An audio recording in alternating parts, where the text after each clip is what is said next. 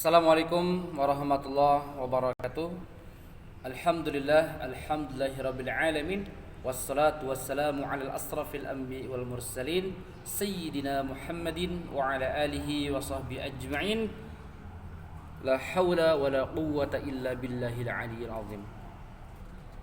Alhamdulillah, puji syukur hanya tetap milik Allah yang Maha Ghafur. Salawat beserta salam semoga tetap tercurah limpahkan kepada Nabi Muhammad sallallahu alaihi wasallam. Saudara-saudariku yang dimuliakan Allah Subhanahu wa taala, alhamdulillah dalam kajian kitab Halawatul Quran, panduan tahsin tilawah Al-Quran, pada episode kali ini insyaallah kita akan masuk kepada bab 1 ya. Definisi tahsin tilawah dan ilmu tajwid. Teman-teman semuanya, bagi yang sudah memiliki bukunya, silakan untuk dibuka di halaman 5 dan kita akan bahas secara rinci di bagian ini. Bagi teman-teman semuanya yang belum memiliki bukunya, saya berharap teman-teman semuanya bisa memiliki bukunya agar kita bisa belajar sama-sama nyaman ya. Di saya ada bukunya, teman-teman juga ada bukunya. Oke. Baik, bismillahirrahmanirrahim. Bab 1 itu membahas tentang definisi tahsin, tilawah dan ilmu tajwid. Bahasa tahsin itu lebih terkenal dekat-dekat ini ya. Kalau dulu tahun 90-an bahasanya sih bukan tahsin, tapi tadarus ya. Identik dengan membaca, tadarusan gitu ya.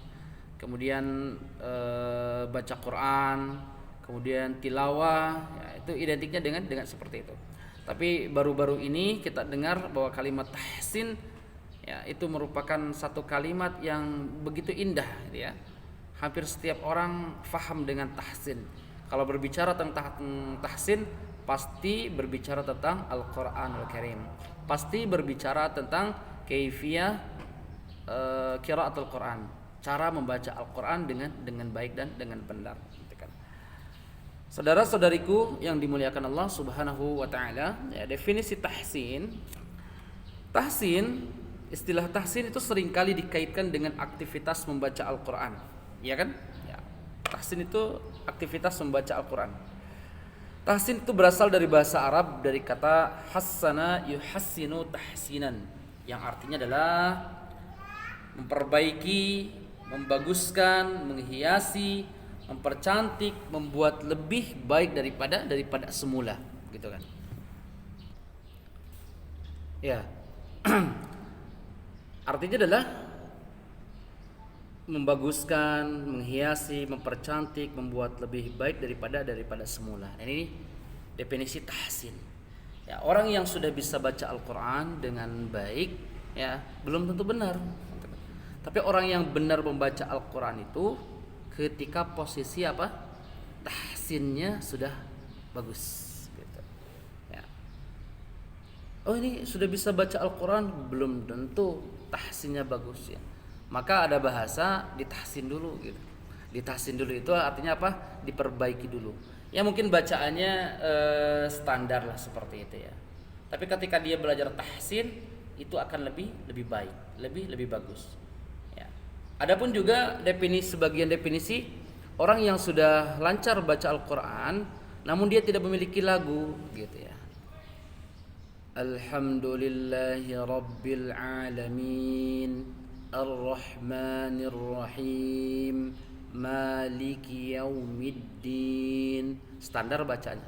Tapi ketika dia sudah mempelajari ilmu tahsin, Alhamdulillahi Rabbil Alamin,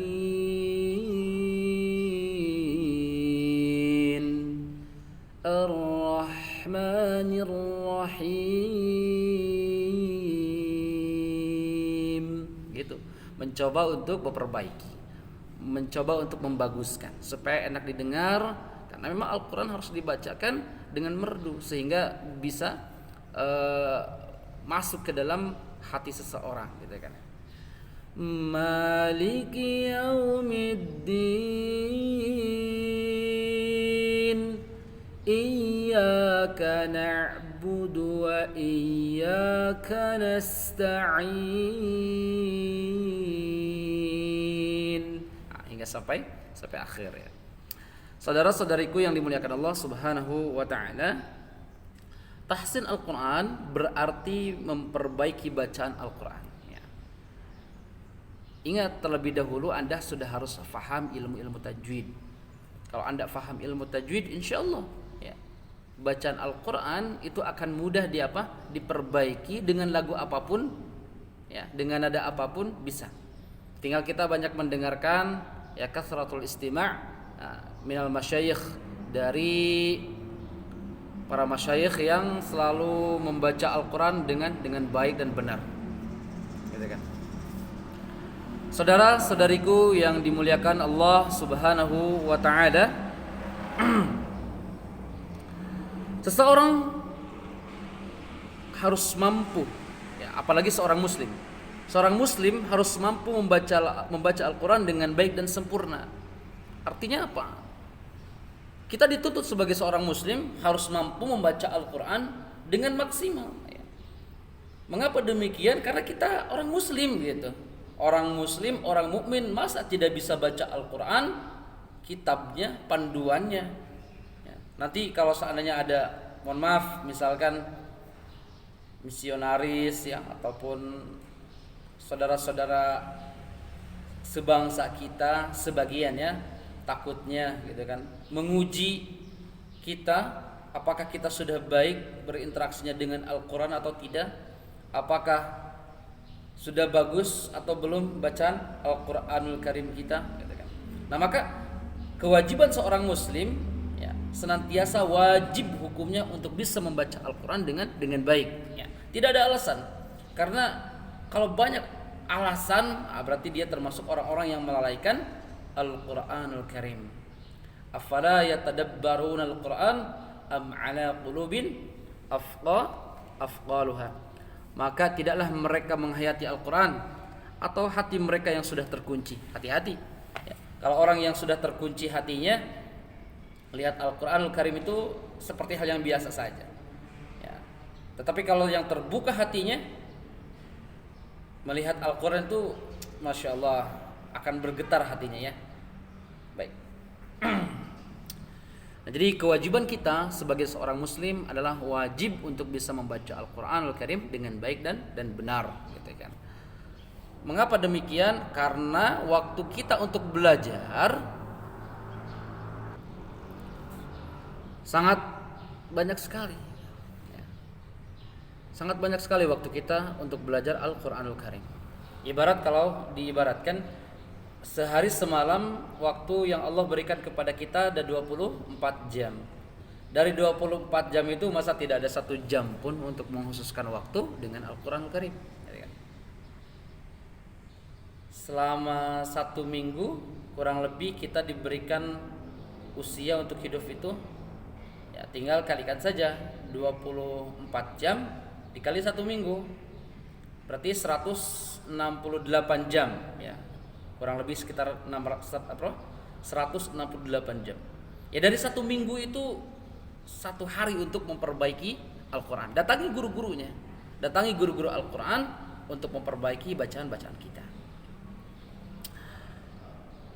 Karena tidak setiap orang mampu membacanya dengan baik dan dengan benar. Ya, memang sebagian muslim tidak semuanya mampu membaca Al-Qur'an itu dengan baik dan dengan yang benar. Maka kita sebagai seorang muslim yang kafah ya, insyaallah jangan tanggung, baca Al-Qur'annya harus maksimal, harus kuat, harus hebat, harus mampu gitu kan, dibandingkan dengan muslim-muslim yang biasa.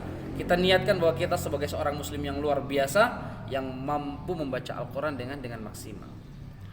Kemampuan membaca secara benar dan lancar adalah langkah pertama untuk mencapai bacaan yang mutqin, tuh kan, atau mahir ya. Jadi kalau tahsinnya bagus ya, tahsinnya benar, maka itu merupakan langkah pertama untuk membaca bacaan yang mutqin dan juga hafalan yang mutqin gitu kan. Bisa juga disebut mahir gitu.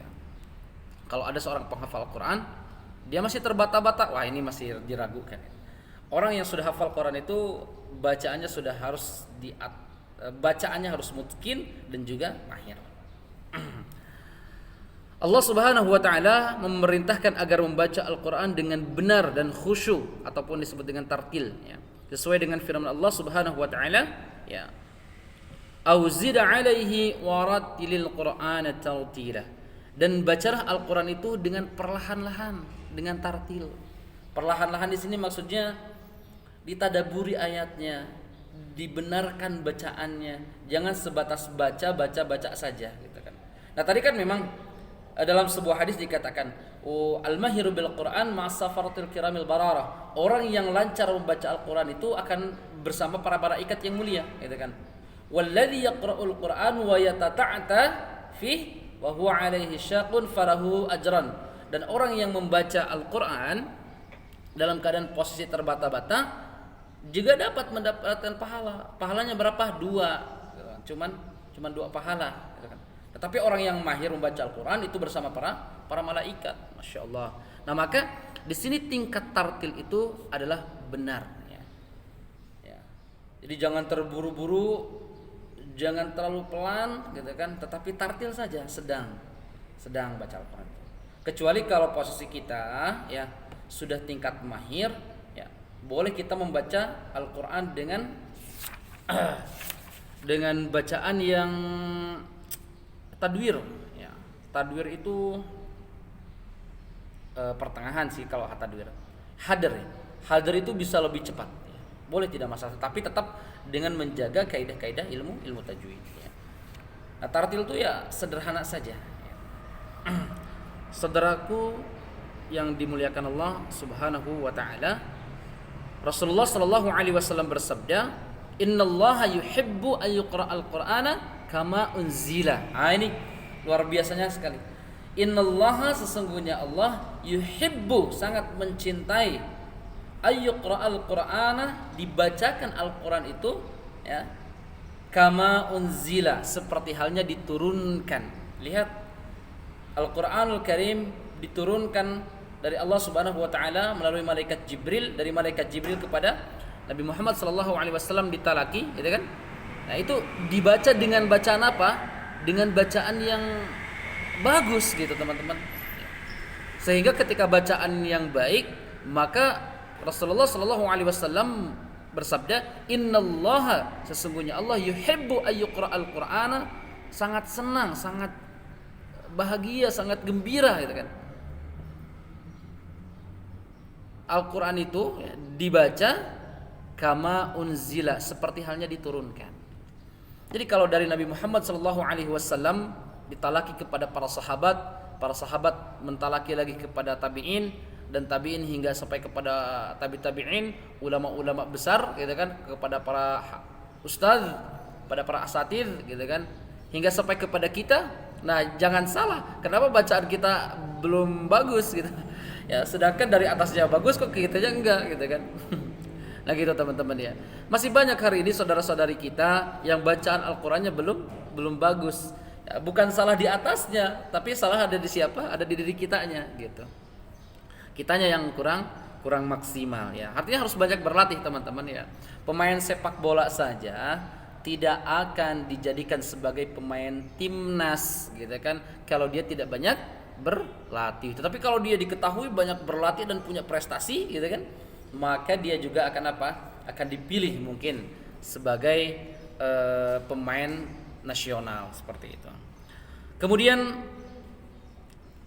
dalam sebuah hadis juga diriwayatkan dari riwayat Ibnu Abi Daud, Rasulullah sallallahu alaihi wasallam bersabda, "Hassinul Qur'ana bi aswatikum fa inna sautal hasan yazidul Qur'ana husna." Ya.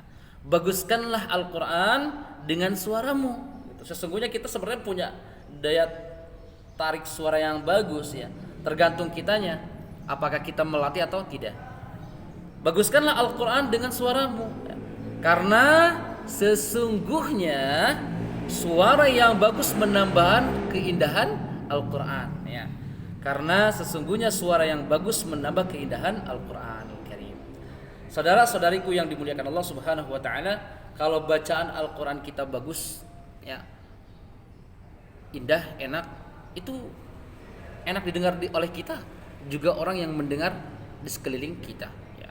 Kalau Al-Qur'anul Karim dibacakan dengan baik, dengan bagus, dengan benar, itu bukan daripada kesombongan, insyaallah tidak. Tetapi bentuk daripada syiar. Ya. Bentuk daripada syiar. Jadi kita harus bacakan Al-Qur'anul Karim dengan bacaan yang indah. Sesuai dengan hadis Rasulullah sallallahu alaihi wasallam, "Hassinul Qur'ana bi aswatikum fa inna sawtal hasan yazidul Qur'ana husna." Bacalah Al-Qur'an itu dengan suaramu yang indah. Karena sesungguhnya, gitu kan? Karena sesungguhnya suara yang indah itu akan menambah keindahan Al-Qur'anul Karim.